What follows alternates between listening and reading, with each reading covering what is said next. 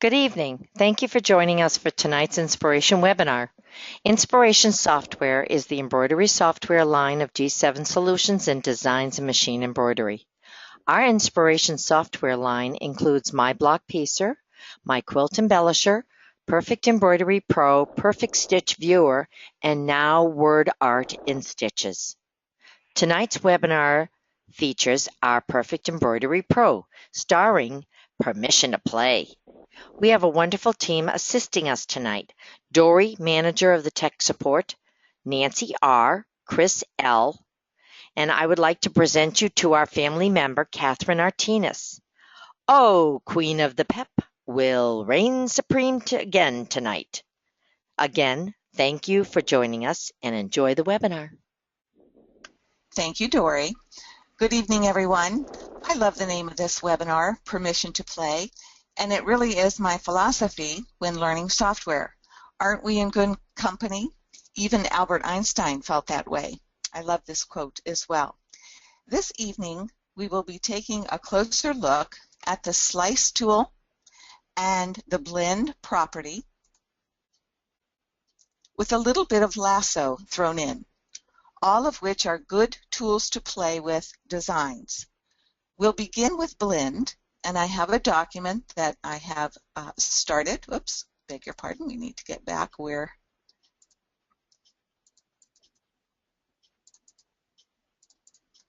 I have my designs listed. And this design is started so that we can talk about blend.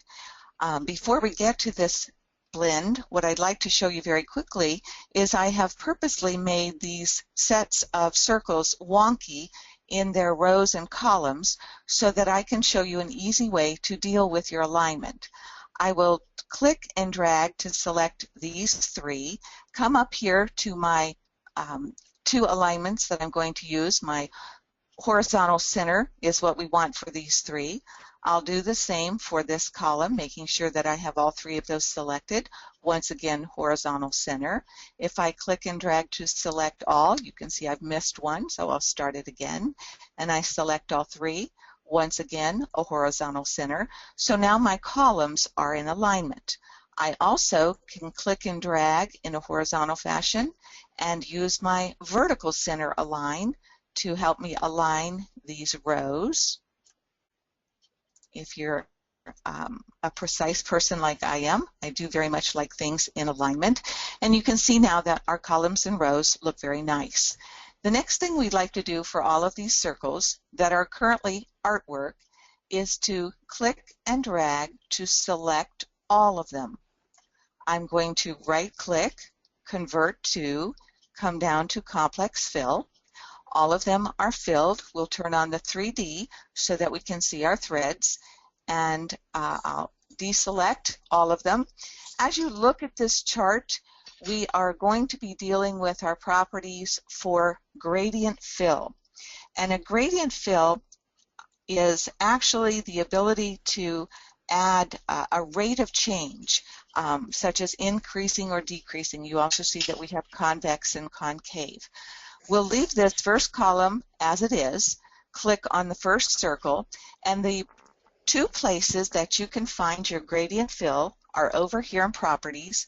Under the General property, we see it right here with gradient fill, currently set to none. We can also find it under Blend, where we can set this gradient fill on a second color and a third color. Because this first row is for our General, we'll go back to our General property and come down here to Gradient Fill, use the drop down, and I'm going to first choose the linear increasing. I'm going to increase the density to 3 because we have a lot of stitching going over each other. And as you see that, here in our circle chosen, the concentration of thread is over here at the left side, and then it starts to get lighter as we move to the right. This linear increase, it is the linear portion that is increasing, so therefore we see the space in it. Let's click on the next circle, go back under General, choose our gradient fill, this time for linear decreasing, change the density to 3. apply that, and in this case, with the linear decrease, you see the lighter concentration moving over until the fuller concentration of thread is over here at the right. We'll select the convex, once again under General, Gradient Fill, go to Convex, change our density to 3, apply it. And here with convex, you can see the concentration of thread in the middle. Now, if we need a short review of convex and concave from our math days, I have another slide to show you here. And right here, this will refresh us on what convex and concave is. Convex has the higher portion in the middle. If you think of a mountain, it's the point of the mountain. In a concave situation, it's more like a valley. So the lowest portion is in the center. We'll return to our circles. So there we see our convex with the mountain idea having the fullness in the center. And we'll finish off our general with our gradient fill set to concave, once again making everything the same, so our density will be 3, and apply that. And here we see the lighter area in the center, which goes along with our valley. So the concentration of threads are on the outer side. So this is what it looks like when we apply a gradient fill to our circle that has only one color in it. In the second row, we're going to play with our other option, blend. So we'll start with our second circle, and I've left this first circle so that you can see what it's supposed to look like with nothing added to it. We start here, go over not under general this time, but our blend property. We'll choose second colored layer, and I'm going to get this out of the way here a little bit, and set my color to be number 1, which is blue. And if you're wondering where I'm getting that color, that number 1 corresponds over here down at the bottom to our thread color tiles. So number 1 being the blue. I have my color 1. The gradient fill we're going to set to linear increase. The density is already set to 4, which works. Let's do an apply. And you can see what has happened. It's as if we've taken this circle and laid it over this orange circle, which is really exactly what we have done. We'll try it again in our next sample. Under blend, color, we'll choose the number 1 color, blue again, set our gradient fill to linear decrease, apply that, and again, as if this circle has been laid over the orange. Again, exactly what has happened. So you can see the differences. We're starting to get a very unusual look to our blending property.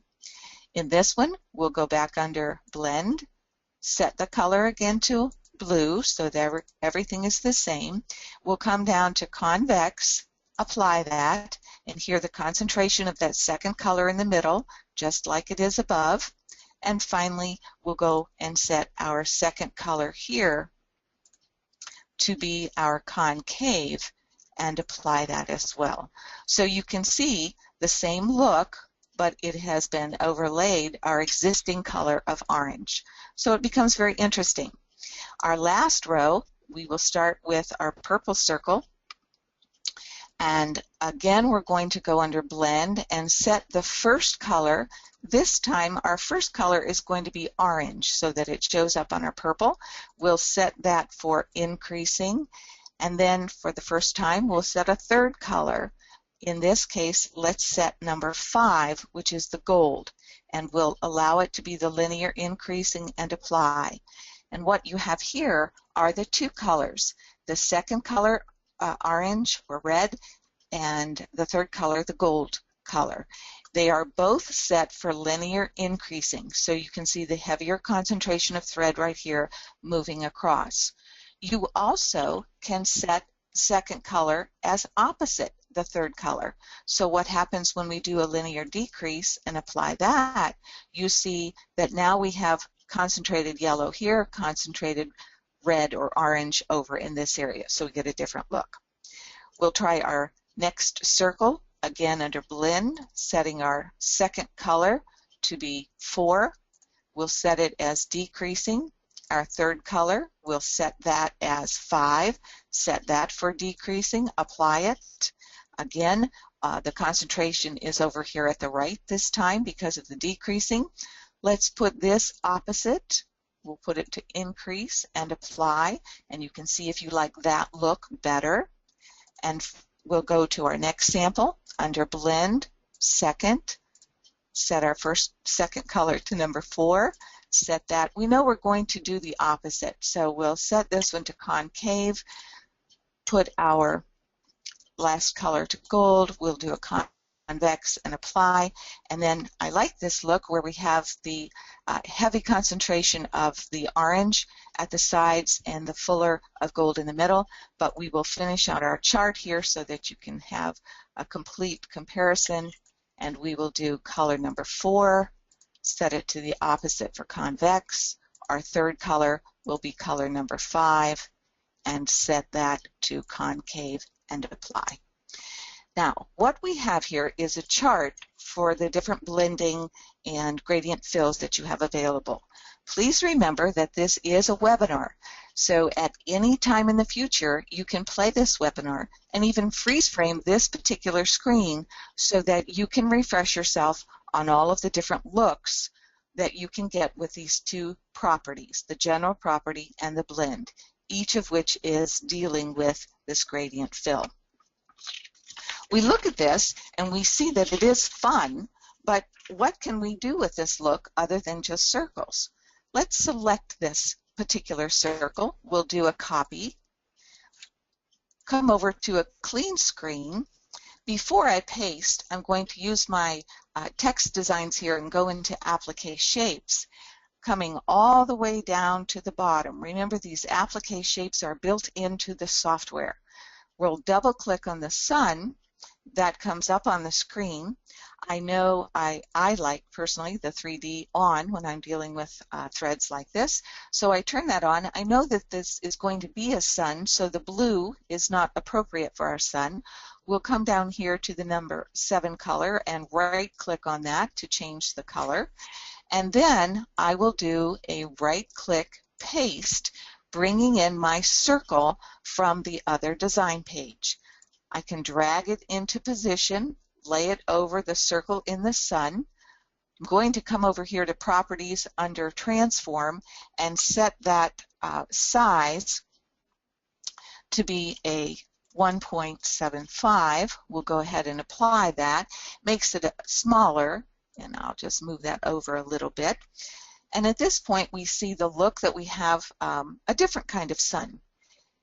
We're going to take it a step further and right-click on our circle, copy it again, right-click, paste, and I'm going to go right into right-click, convert to steel.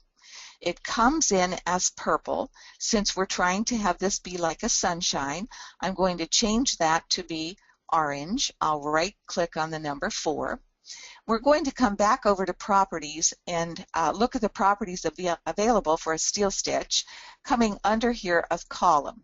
Those of you that had joined me back in January might remember we played with this jagged type of edge. I'm going to use the drop down and set the type to first, so it'll only work with the one side, and set that jagged value to a 5 and apply it. And you can see what happens. It's rather thick, so let's come back to the original steel properties and change that width to be a 5 and change the density to be not as thick as it is. We're going to bump that way up to a 3 and apply there. And you can see that it is giving more of a jagged appearance, giving just an additional look to our sunshine. We could go back under our column property, change the jagged type to be both and apply that, and then have a little extra sparkle from that, or rays, if you will, from that sunshine to give us an even different look. Because this is so not very dense, I should say, I don't have to worry about these spikes of thread going over that satin stitch. That should work. If not, you could certainly go in and size that. I could come back over to Transform and size the height maybe down to a 2 if I wanted to do that and apply, and that would shrink that, and then those spikes wouldn't be as far over my satin if that was a concern. The next thing I need to do is, you may remember that this gold came in. It is an applique. I have just added fill stitch to the entire center, so to have this as an applique makes no sense. So in this case, we're going to choose the applique, right-click, and come down to the option to break up paths. We'll see this a couple times this evening. This is our ability to break apart a complex object. In other words, a unit that has been made up of more than 2 objects. We'll do a breakup path, and it has done just that, broken apart the applique position, the applique tack down, and the applique satin stitch. One word of caution on that: you cannot undo that procedure. So perhaps if you're not sure what you're doing, you might want to save your design before you do that breakup path. But in this case, I'm going to select both of my runs, holding down my control key. Both are selected, hitting the delete on my keyboard, and now my design is simply a satin outline with some fill stitching in the center of it. So that's one option that you can do with this blend or gradient fill. We can also apply it to an existing design. We'll come up to a clean screen here, and I'm going to bring you down to the library. We have been used to looking at our sequence view. If we choose library, as you see here, the screen is divided into 2, the display area and the folders themselves. The design that I want is in the free designs that come with Perfect Embroidery Pro. If I select that folder, I see different designs down in the lower area. I could use my scroll bar and move down through all of the designs, but there are many. So instead, I'd like to right-click in this area and ask it to show contents. When I do that, I have a full screen of all of those free designs, and if you take a look right here at the top, this shows you the path where these designs are located: off the hard drive, in the dime folder, under Designs, Perfect Embroidery Pro Free Designs. It is this butterfly that I am interested in, so we will double-click that. Comes up on the screen. I turn on my 3D. I do want to come back to the sequence view, and I'd like to show you how in an existing design you can choose parts of the design and add that gradient fill to it. I'll choose this second area right in here, and I'm going to expand it to see what I have. There's some runs and satins in there. If I scroll down, having played with this, I know the area that I want. I'm going to turn that into blue so that you can see the area that I am working with. This area in these 4 small hearts are very similar in each of these quadrants. But with that area, that satin stitch, I can now come over here to my properties, go back under General, choose the gradient fill to linear decrease perhaps, and I can apply it with a 4 density, but there's not a lot of thread in there. I could bring that down a bit to a 3, applying more thread in that area, and you can see again, because it is linear decrease, it is sparse over here and then fills in a little here. So this was just to show you that yes, you can take existing designs, portions of them, and add some of the gradient fill to them. All right, we'll take a breath right there. Dory, do we have any questions at this point? Hi there. Okay. What I need to know is one of the ladies asked, when you do bring up a design, does it matter what you start with? In reference to this into the format? When I went into our free designs right here, you'll notice that all of these designs are C2S, and I do try to play with the designs that I know you all have, these coming with your software. But if you were to pull up a PEZ design, you would have to be aware of working within the sequence view and making sure that you can isolate a satin area in there to work with those general fills. So it doesn't matter. You certainly can bring up a machine formatted design, but you would need to pay attention over here in the sequence view.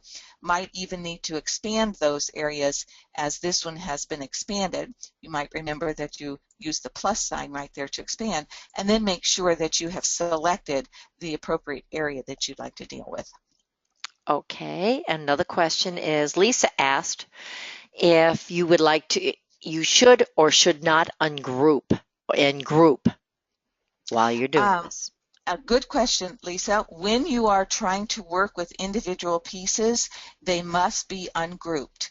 When I brought this design on screen, it came in ungrouped, so you didn't see me stop and do a group.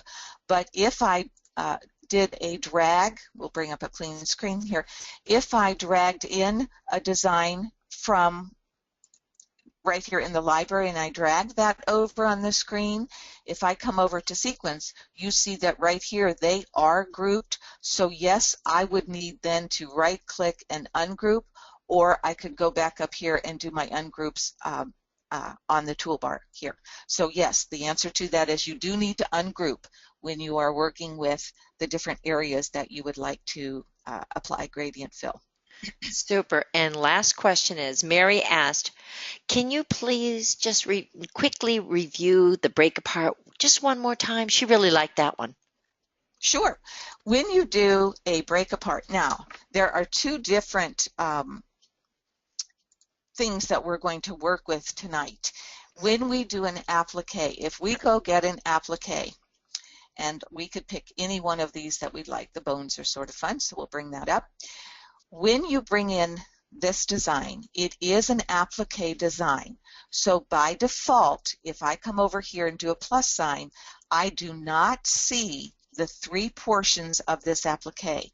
It is already involved or included as one unit.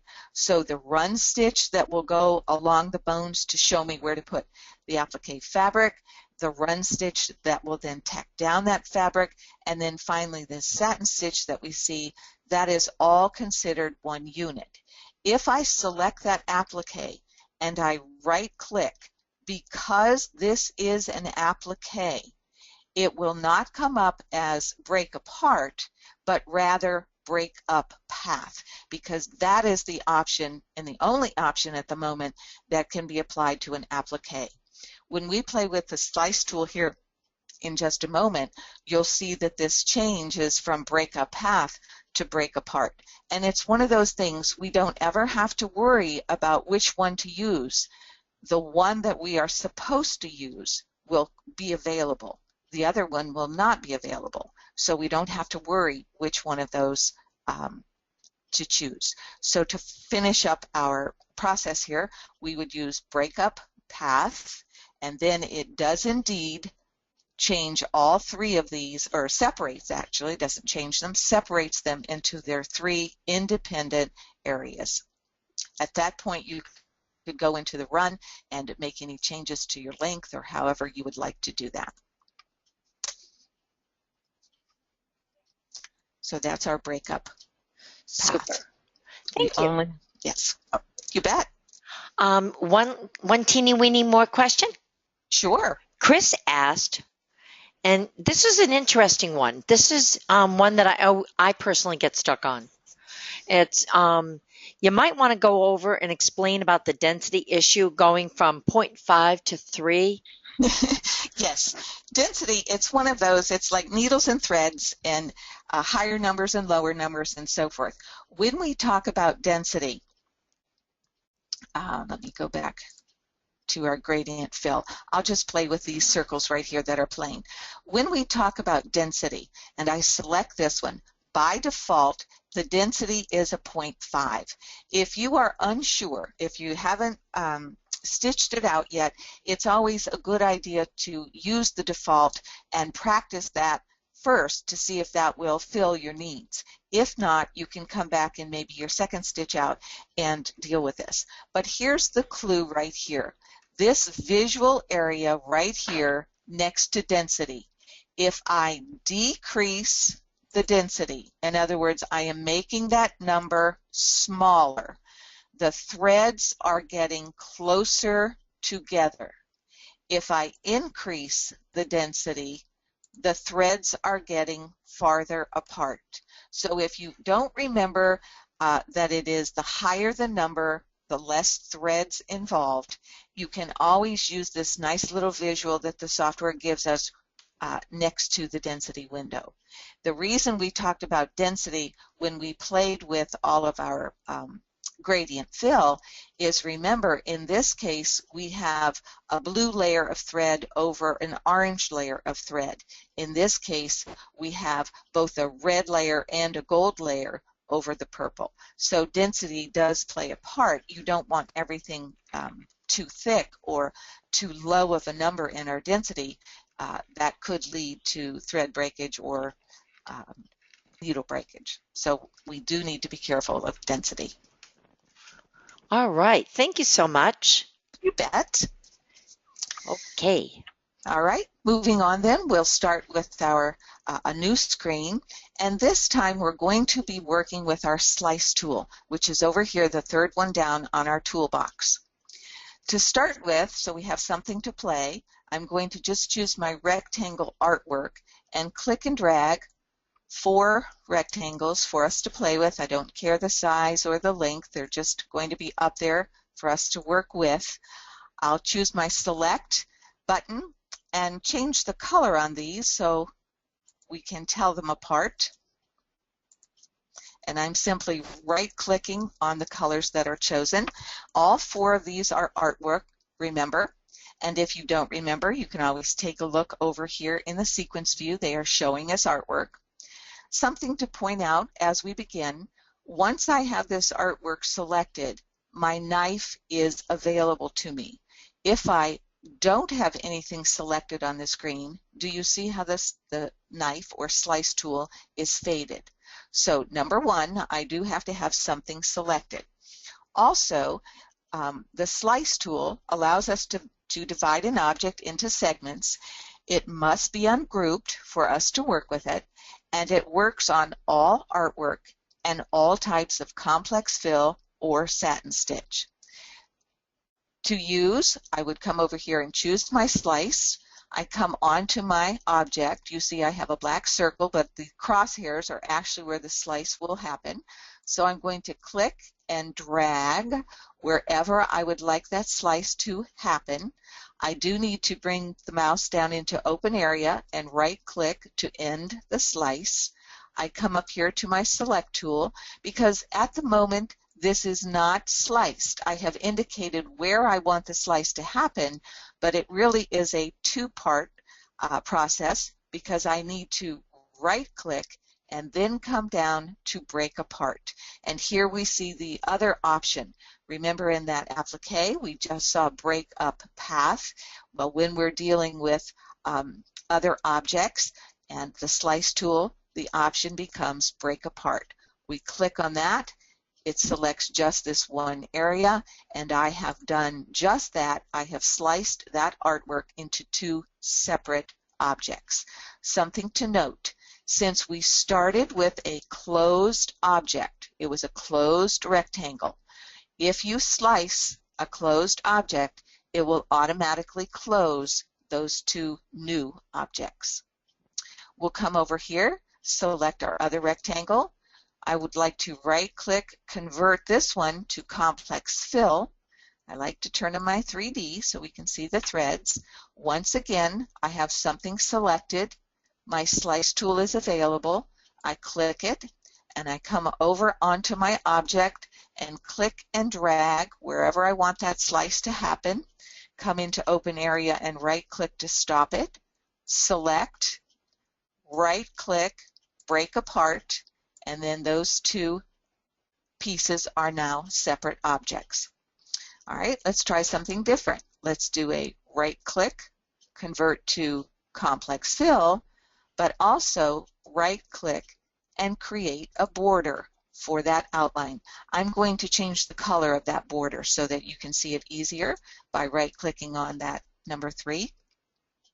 And as you come over here to Sequence View, you will see that my orange is a complex fill, but my outline or border actually is a run stitch. With that run stitch selected, note that my slice tool is not available. And the reason for that is you cannot use the slice on a steel or a run stitch. So for the moment, we're going to select our orange rectangle, the complex fill. My slice is available. I use my tool, click and drag it where I'd like the slice, right-click in an open area, select it, right-click, break apart, and you see that my fill, my complex fill area has been broken apart or sliced, but the run stitch is not. We treat the run stitch differently because the slice tool is not available to us. What we can use instead is our shape tool. If I select it, I then come, I'm going to use my zoom and zoom in just a little bit so you can see. I have my shape tool, and if I right-click on that line, it allows me to do a split line. And do you see how it just added a point right there? I now can come down to this line, right-click, split line, and it adds another point. Let me zoom back out so you can see. Select that, and notice that it has indeed, let me bring that down so you can see it, it has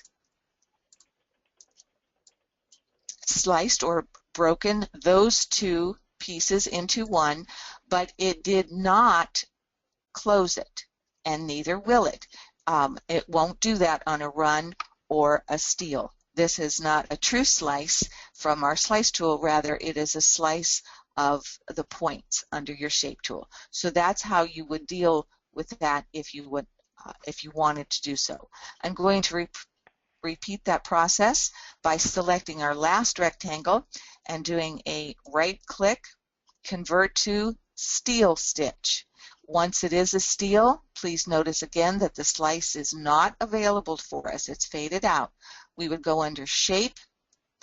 I could right-click on the line, split line, right-click wherever I wanted to, split that line, and then select, and those two now are split. That's how you would do a run or a steel.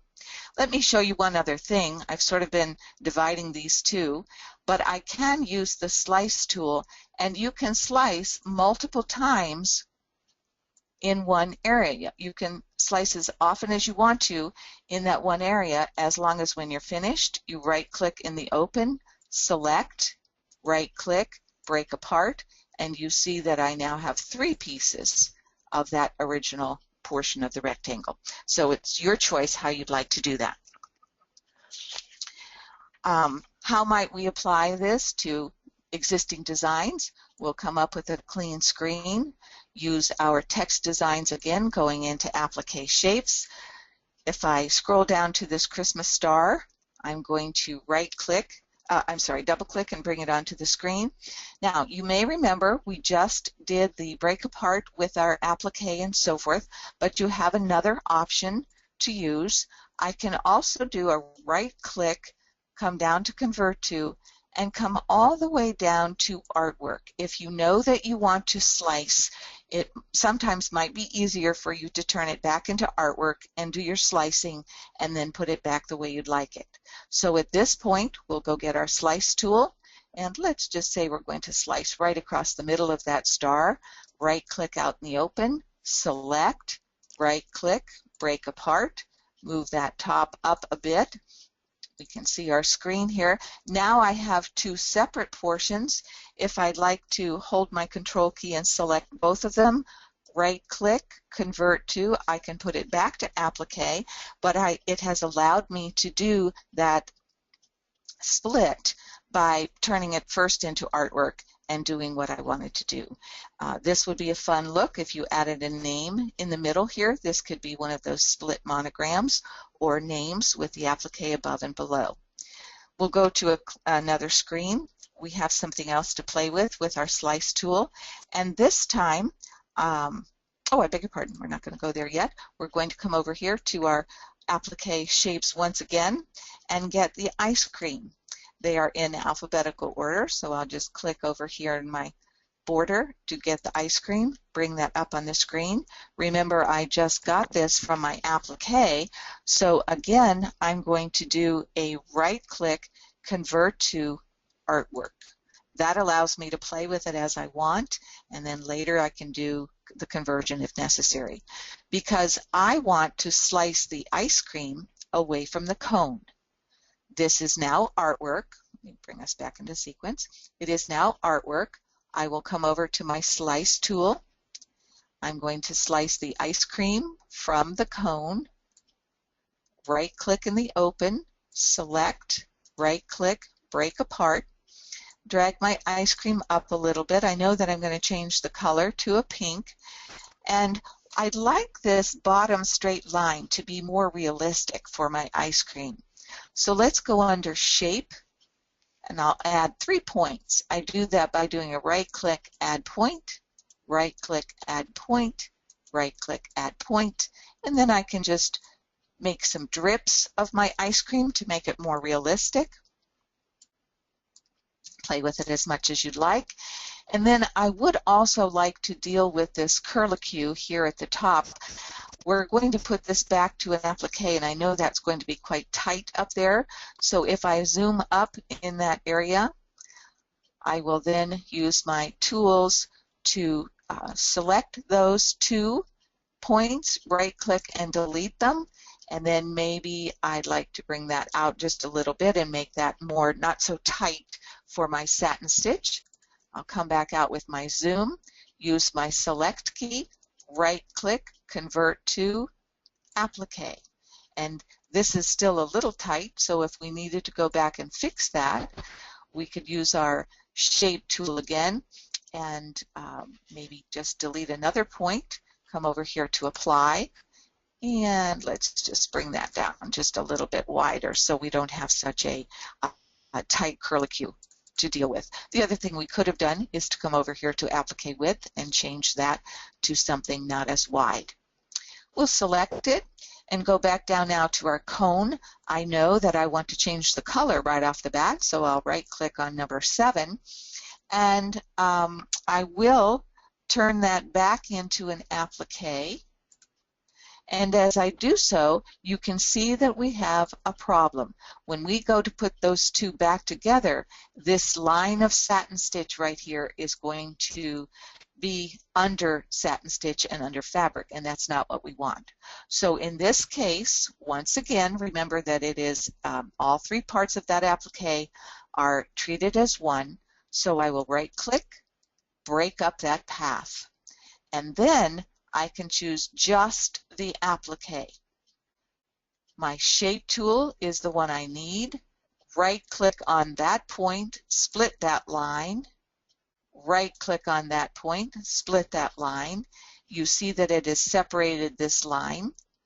Select it and delete it from my keyboard, and I've taken care of that satin line there. Yet I still have the run stitches that will anchor the fabric for this cone.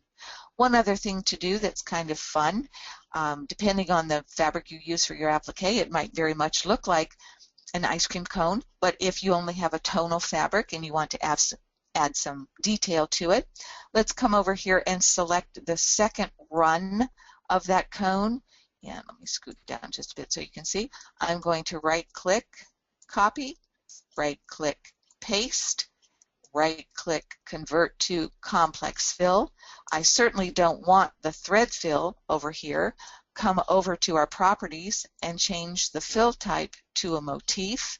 Use my drop-down arrow. I like the look of 103. If I increase the size of that pattern to a 5, you see that we've given the look of a cone. Now, if I select all of our area down here and bring that up under our ice cream, that looks good tucked in, except we have a situation here dealing with the layering of our ice cream. This ice cream needs to stitch after the cone. The cone needs to stitch out first. So let's select that ice cream and come up here to the toolbar and ask it to move it to the front. Now, when it talks about move to front, it's really talking about the layering.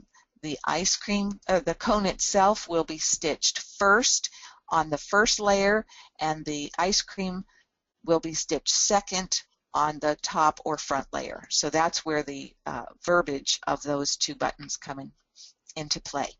All right, at that point we have our ice cream. Just to refresh you, on your applique, you can go under your commands and add fabric. We'll use our ellipse button right there to bring up the built-in fabric folders that come with Perfect Embroidery Pro. And if you want to see what it's going to look like, I'm just going to double click on that pink, and you can see that yes, indeed, it's going to cover that. And if I need to bring that down a bit just to cover a bit more, I can do that as well. Okay, at this point, we'll do one more and then I'll ask for questions. We'll come into a clean screen, come over here to our library tab, and we are going to go to our May freebies. We'll go back to our scroll bar over here. We'll scroll back up to the top. Your free designs can be found under your Dime Free Designs folder. If I expand that and scroll down, I'm looking for May 2015, which are the free designs that were available last month. So we have those. If I scroll down, there were 5 of them, and we bring that chair up on the screen. I want to go back under sequence. To answer that question earlier, we have this design and it is grouped because all of those are in blue. If I right click and choose ungroup, I now can choose just the sand. I'll turn on my 3D, and what we'd like to do here is to split the sand. This is an existing design to show you that yes, we can use our slice tool to do that. When I choose the sand, you'll notice that the slice tool is not available.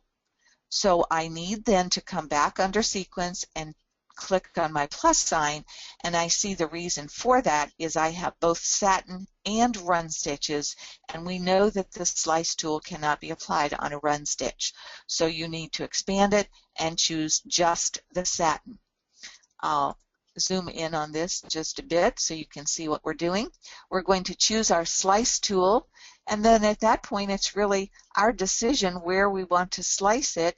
I'll start it right there under the foot of the chair, and I'll right click in the open area, and actually I didn't need to right click. I could just go ahead and do my other slice. Let me do it this way. We'll click here and slice down to that area, right click, select, right click, break apart. My middle area is the one that has been sliced. I'm going to delete that. You will notice some other threads that are back beyond that. They are the manual and the run stitches. So I'm going to select all of the manuals by holding down my control key. I can select the manuals and the runs. I will delete them. And now, to make sure that there's some good underneath stitching, I will select both pieces of the sand, come under here to underlay, choose zigzag, apply that. Now I know that those will be anchored properly, but I would like to fix this second portion of the sand. Can you see how the threads look like they're radiating out from this corner, whereas these look different? We'd like this piece of sand to look like the other. So we'll use our shape key, and in doing so, by right-clicking, I can use the Add Angle line. I will click on that and give it just a little offbeat horizontal line, and come over here to my properties to apply it, and now I see that the direction of the stitching looks the same. But the straight line of the sand is not logical, so let's do a right-click and add a point, maybe add one up in here, and bring the sand out just a bit to make it look a little bit more realistic. I can come over here to apply, and then if I do the same to this yellow portion, right click, add a point, right click, add a point, and I can bring that out a bit as well, and maybe that in a little and make it not look so straight. So once again, we have used the slice tool on an existing design, but we needed to find the satin portion of that design to be able to apply it. All right, we'll stop there for questions. Dory, do we have anything else coming in? We have a couple of them.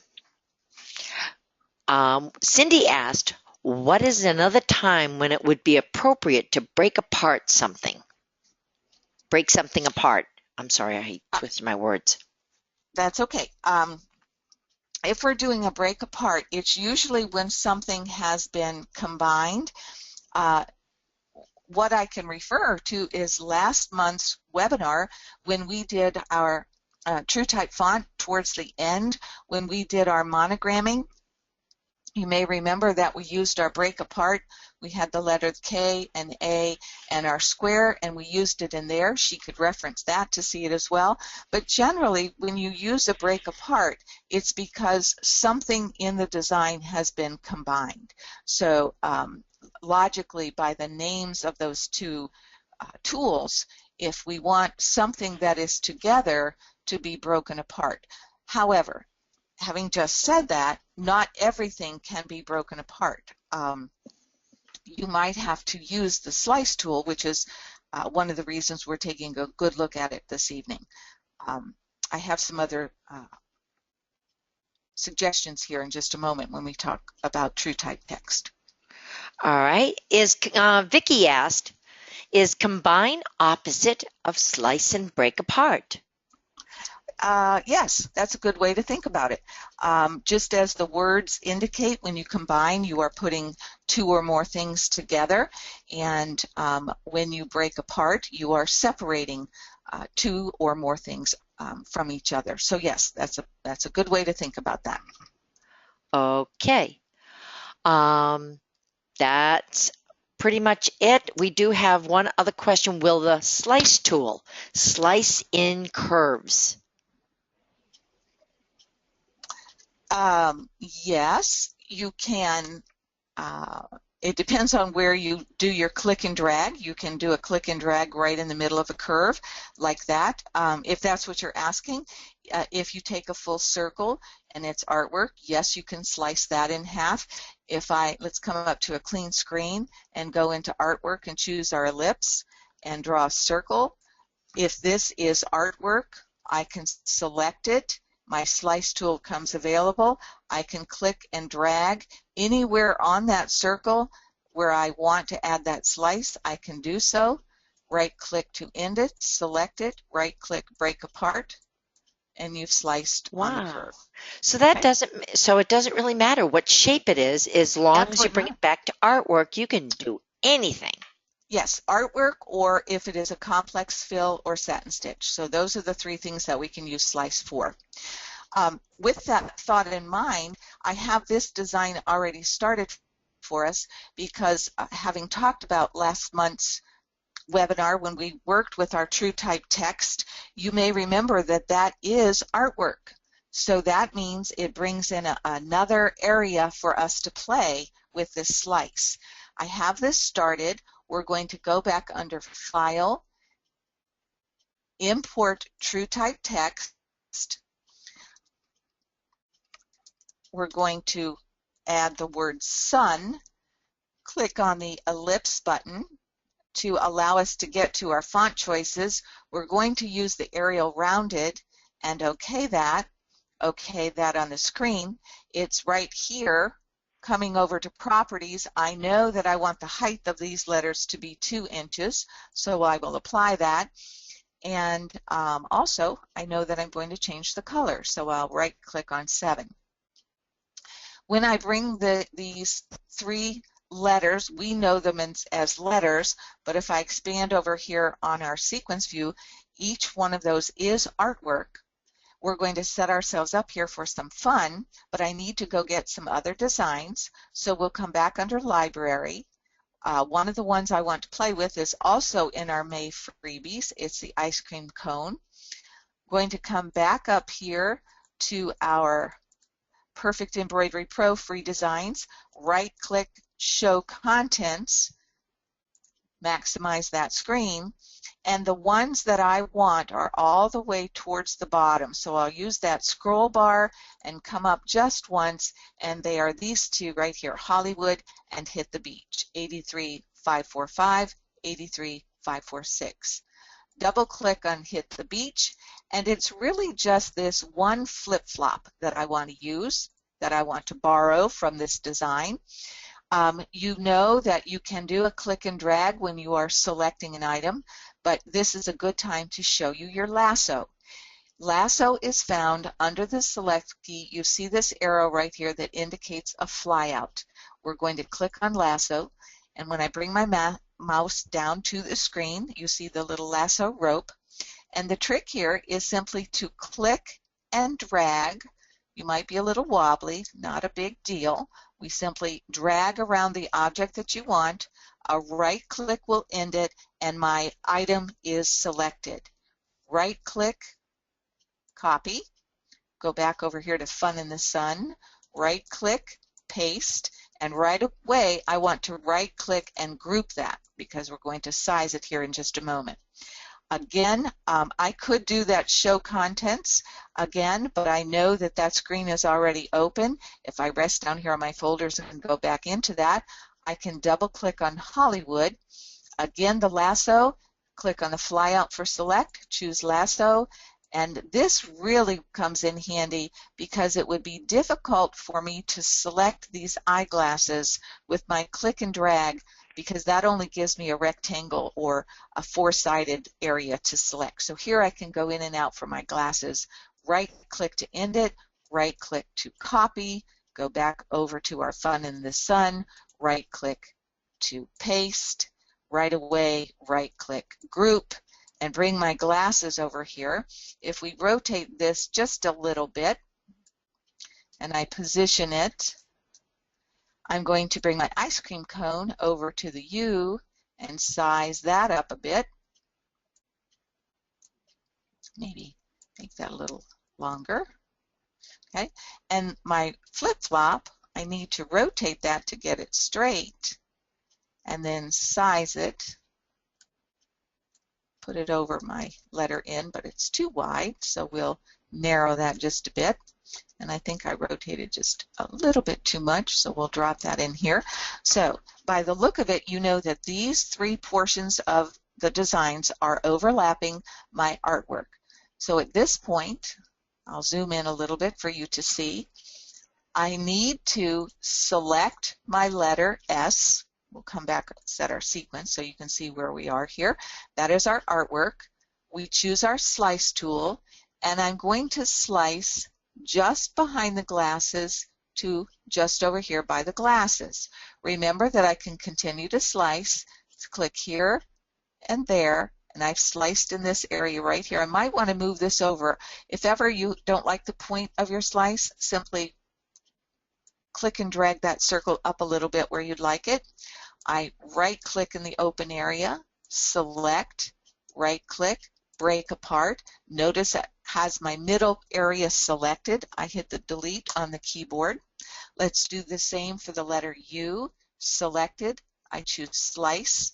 I would like to slice from here to there. That's all in this area. So right click to end, select, right click, break apart. It has selected that portion of my U. I delete that. And then let's scoot over just a little bit, select our N, slice. I'd like to slice here to here. That's all I need. Right click to end, select, right click, break apart. It has that portion of the N. I'm going to delete that, and we'll come out just a little bit here so you can see. Now I have a fun look right now, but these letters are still artwork.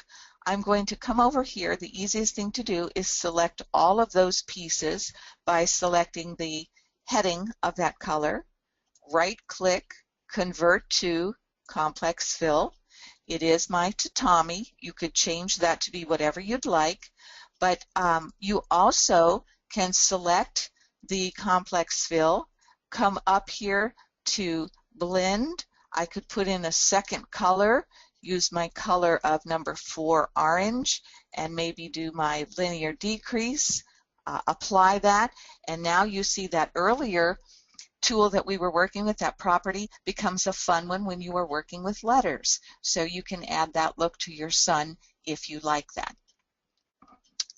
I just think that's a fun thing. The fact that your true type text is artwork allows you to do all kinds of things. I have another document started for us to show you some other fun with lettering. You can see with USA how I've divided that. Here this was sliced on the diagonal, this was sliced on the horizontal, and to show you how I did this bottom one, you notice right here a dotted line. This is called a guideline, and it came from up here on the ruler. I rest on the ruler and click within the ruler and drag down a guideline, and I can place that anywhere I'd like. It's going to help me when I do my slice. I can also drag them into different position if I didn't get it quite right, whatever it is that I want to place. But that guideline is going to help me with slicing. Let's zoom in just a little bit, oops, on those letters, and now I need to select my U. This is artwork. This all came from our import true type text. I come over to my slice. I use those guidelines from the ruler and drag across, and it helps me keep my slice line straight. I can do it down here on the U, drag across, right click in the open area, select it, right click, break apart. Do the same with my S. I'm going to slice. I might just slice there since I didn't have that line up very high, and then I can slice down here as well. Right click in the open to end it, select it, right click, break apart, and finally with my letter A, we select it, slice, add my slice lines, right click in the open, select, right click, break apart.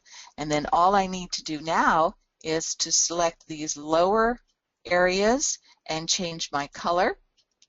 I can choose those uppers and change my color. And then finally, you don't see that quite as nicely, but if I select everything, right click, convert to a complex fill, you can see how we get our striped area within a certain letter. So that's how I created those two looks. I simply put those on the diagonal. Another document that I did to show you is if we turn this on, this was done the same way.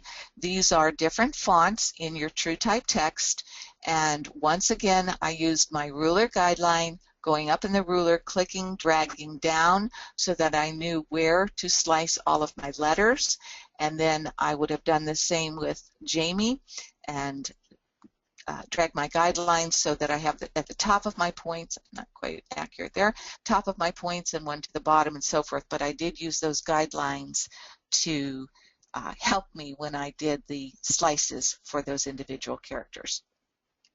You can see too that in June I added some of our gradient fill. Not necessarily was I using the same increase or decrease, just did something that I thought was fun, so that gave us a different look as well. All right, Dory, do we have any questions at this point? We have one from Arlene. She wants to know, can a slice line be curved?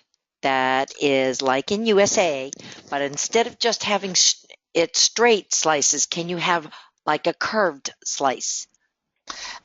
No. At this point, the slice itself, for example, sort of like what I did with that Jamie, but we'll go ahead and I'm trying to find one that would be a good one to pick here. Once we sliced that in a straight line, what you could do is use your shape tool and I could add a point here and bring that point up and curve that, come over here to apply, and then you are curving that area. So you can get the look of a curve, but you can't do it with the slice tool. The slice only does on a linear pattern, whether that's horizontal, vertical, or diagonal. But after it's done, you can go back and control the look a little bit. Super. Now, if I were really going to do this look, I would then select this top portion, and I would probably make that U, add a point here, and drag that point up a little bit to match the arc on the blue behind it, so that you would play with both of those areas with the shape. So our slice is only linear. Okay? All right, well then, if you've joined me before, you know I like to leave you with some kind of inspiration page. So here are some of the fun things that we did this evening and some other thoughts that you might want to play with. All of these done with the slice tool. And at this point, I'd like to thank you for joining me this evening. And you don't need me to give you permission to play. You know that, so go have some fun. Good night, everyone. Good night, and thank you so much, Catherine. Appreciate it. Good night, people.